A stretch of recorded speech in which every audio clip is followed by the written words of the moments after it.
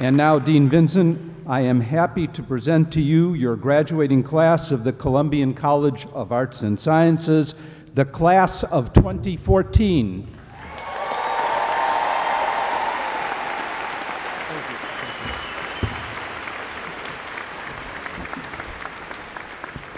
Thank you so much, Professor King, for your introduction and for your efforts in organizing this event. A lot of work goes into this, and I recently learned that all of this is done in-house.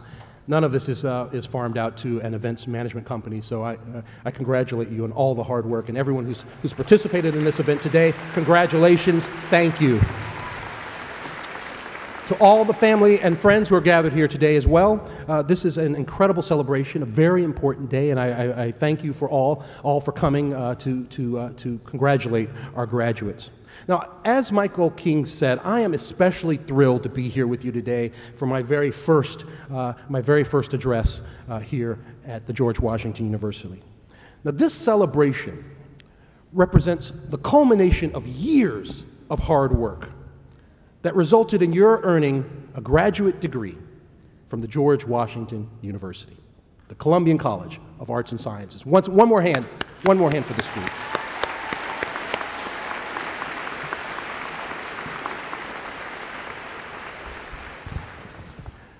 Now, these things are not easy. These types of speeches are not easy. And when I was thinking about the words of guidance that I'd leave all of the graduates here with today, inspiration came from an unlikely source. Now, I have 3 children myself. They're younger than you are. My daughter is 6 years old. My son's twin boys are 3 years old.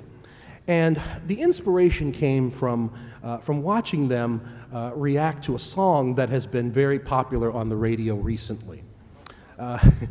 Watching my son twist and turn to this song and watching my daughter kind of open her eyes in delight every time she hears it made me think that this might be an inspirational tune. And this fact was confirmed when I attended a birthday party with my children, and we went to the party, and this song was playing in a loop continuously for about an hour. And the kids were going crazy. And, you know, my daughter paused for a moment and then came over and leaned into me, and because all the parents were just standing around in wonder. We were delighting because we had some moments of freedom. So my daughter came over and whispered in my ear, and she said, "Dad, everyone loves this song." And then she went back to doing her little thing. So the lyricist, Mr. Pharrell Williams, Virginia Beach native, co-founder of the Neptunes, a producer and writer of songs for acts such as Britney Spears, Beyonce, Madonna, Shakira, Robin Thicke, and others, an admirer of astronomy, which I didn't know. He was a follower of the late Carl Sagan. He writes this song, and actually I was rehearsing for this event a couple nights ago. And I'm a professor, okay? So I don't quite get the cadence of the rhythm quite like I should, shall we say? And my daughter and even my wife were laughing and said, "Don't you do this? Don't do that. Don't do this. Don't do it. Don't do it." All right. So I think I'm going to spare you the singing, but I'm just going to go through a few verses because I think this song is interesting and it has something to say here. Now, I'm going to need a little help too. So there's a refrain, "because I'm happy." So I'd like, when that comes up, I'm going to point to you and I want you to say, "because I'm happy." And feel free to clap if you want to. Okay. So it might seem crazy what I'm about to say. Sunshine, she's here. You can take a break. I'm a hot air balloon that could go to space with the air like I don't care, baby, by the way. All right, guys? Because I'm... Clap along if you feel like a room without a roof. Clap along if you know what happiness is to you. Clap along if you feel like happiness is the truth. Clap along if you feel that that's what you want to do. All right. Okay.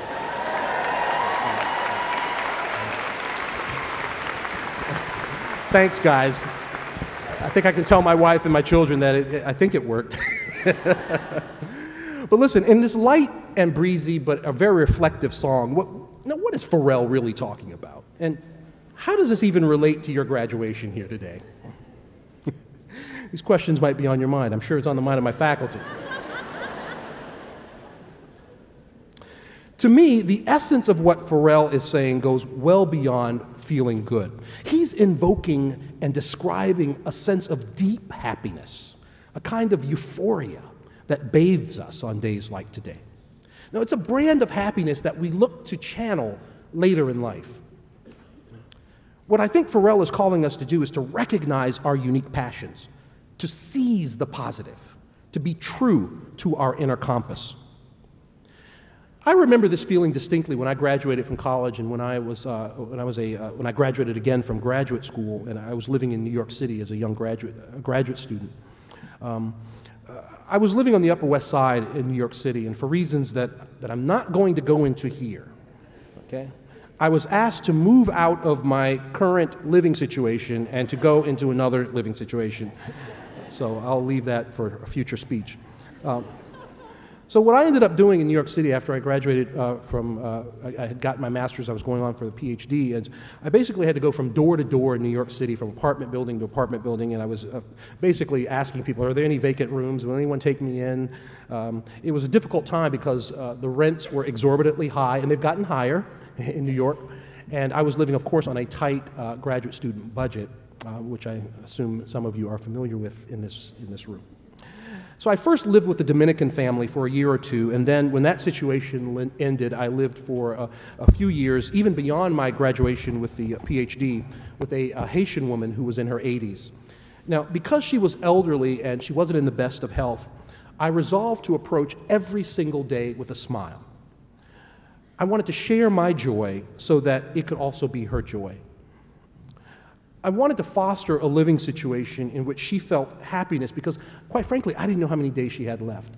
So I wanted to make sure that I woke up and I had that positive attitude. And we did all kinds of crazy things. We had a movie night. Every Friday I would get these Jackie Chan movies, which is a martial artist, and we would watch these. She loved these because she hadn't really mastered English, although she'd been living in the States for longer than I have been alive. She loved these movies because there was a lot of action and she could keep up with it. So, but what I didn't expect out of this situation was that in trying to make sure that she was happy, my life was also simultaneously enhanced. I still try to live by this creed that moved me then in both my personal and my professional life. Now, trust me, there are days when I don't succeed in this, but at least I know I've tried. I know some of my faculty, especially some of my inner circle in the dean's office, they know these days. But life experiences are too fleeting not to make this effort. So by invoking Pharrell Williams, if there is one thing that I would like to impart upon you today, it is to be confident in who you are and what you have to offer. Reject pessimism and narrow-minded thinking. Embrace and create joyful life experiences. Also remember that there are going to be a few curveballs that are going to be thrown your way. I also remember back in those days in New York City, my very first day of being a professor, having finally graduated from graduate school. The department chair looked at me, she handed me the office keys and said, "Okay, get started. Welcome to Barnard College." I had no orientation, I had no guidance, I had no idea what I was doing. I opened the office door and I went inside and just trying to figure out what to do next. I saw this beautiful chair. It was one of these Aeron chairs, which at the time was all the rage, ergonomically correct. I hadn't, a graduate student budget. I couldn't afford these types of things, so I was very pleased to see this chair. What else do you do? I just I sat in that chair and I just spun around for like 20 minutes. It's just like, what do you do? I noticed that there were no books on the shelf. I was of course, again, on a graduate student budget. I couldn't afford a lot of books. I was fortunate that the library was literally right below me. So when I went downstairs and I just started checking out reams of books and putting them up on the shelf. Because, professor, you got to look smart. You got to look the part, right? So, the trick worked for a while until one of my colleagues, a famous American historian, said, you certainly have a lot of books checked out of the library, young man. So look, I'm writing a new article. I need these books. I keep most of my books in my home office. Wink, wink. Thankfully, the income has improved, and I've been able to acquire a very nice library, some of which is here at GW. But the point of my story is that you're all going to find yourselves in situations where you're going to feel out of place, where you don't know what to do, where you don't know how to act, situations where you might be fearful of what is to come. But what you will quickly discover that thanks to your training, your home training, your school training, and particularly your GW, Columbian College, Arts of Sciences training, this is going to prepare you for all of the challenges that are going to come before you. You're going to have in you, deep inside of you, something that will enable you to draw from like a reservoir that's going to help you in your path forward. This is in you. It's there, although you may not even be able to see it right now. Also, as you embark upon the next phase of your lives, be mindful that as graduates of the Columbian College of Arts and Sciences, you have been equipped with the reasoning, with the analytical skills to think broadly, to appreciate humanistic approaches, to arrive at innovative solutions to problems that are drawn from a rich and vast array of knowledge that you've accumulated over these years. You have this breadth in addition to your disciplinary approaches. Remember that knowing this, that you have this particular skill set, please resist the temptation to forego thoughtful deliberation in a world that demands instant results. You, the graduates of Columbian College, you are the new generation of global citizens and leaders. As such, it is critical that before you hit the send button, that you use your knowledge and your training to make rational, informed decisions. Now, in closing, I know that along with this weekend's festivities, you're going to be saying goodbye to friends, to faculty mentors, to research partners, to all of your support networks. But your experience here does not end with graduation. I hope you take advantage of the opportunities to come back to campus, to stay engaged with GW and the Columbian College. We love you. We're not going to let you go that easily.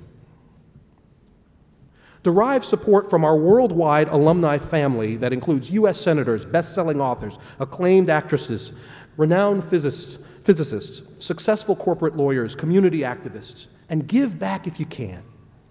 Mentor a student. Support a project. Think about ways in which you might be able to contribute. Finally, always seek opportunity. Do not wait for it to find you. Exercise that muscle memory. Absorb new knowledge. Continue building your skill set. And allow your passion to guide you to create a meaningful life. Columbian College graduates, I wish you all the best on your journey. Stay inquisitive. Be compassionate. Make an impact. And most importantly, be happy. Congratulations, class. You did it.